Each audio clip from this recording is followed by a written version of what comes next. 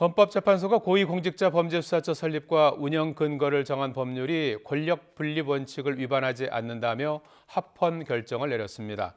공수처가 정당성을 인정받은 만큼 조직 구성에도 더욱 탄력이 붙을 전망입니다. 박석영 기자가 보도합니다. 옛 미래통합당이 고위공직자범죄수사처 설치법에 대해 헌법소원 심판을 청구한 이후 헌법재판소는 1년 가까이 숙고한 끝에 합헌 결정을 내렸습니다. 고위공직자범죄수사처 설치 및 운영에 관한 법률 제3조 제1항, 제8조 제4항에 대한 심판 청구를 모두 기각한다.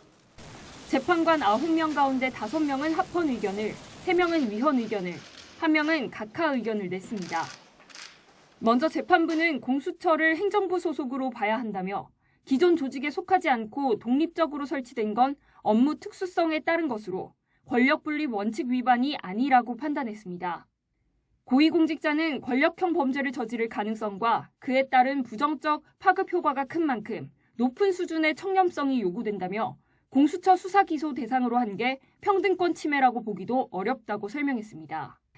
헌법상 검찰 영장 신청권을 침해했다는 지적에 대해선 수사처 검사도 법률 전문가로 자격을 갖춰 영장주의 원칙 위반이 아니라고 봤습니다. 수사처 구성 등 나머지 조항들은 청구인 기본권을 침해하지 않아 청구 자체가 부적합하다고 보고 각하 결정을 내렸습니다. 반면 소수 의견으로는 국가 행정을 위해 이런적 권력 행사가 이뤄져야 하는 수사 공소권 일부를 분리해 공수처에 부여하는 건 헌법 위반이라는 지적도 나왔습니다. 특히 공수처가 대통령과 법무부 장관 등의 통제에서 벗어나 있고 국회가 수사처장 해임 건의를 할 수도 없어 권력 분립 원칙 위반이라는 의견도 있었습니다.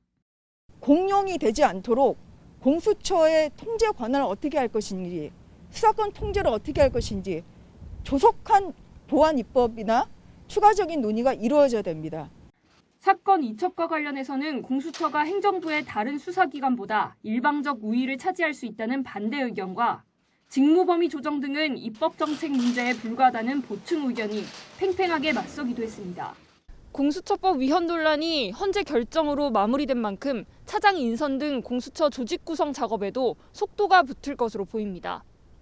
YTN 박석영입니다.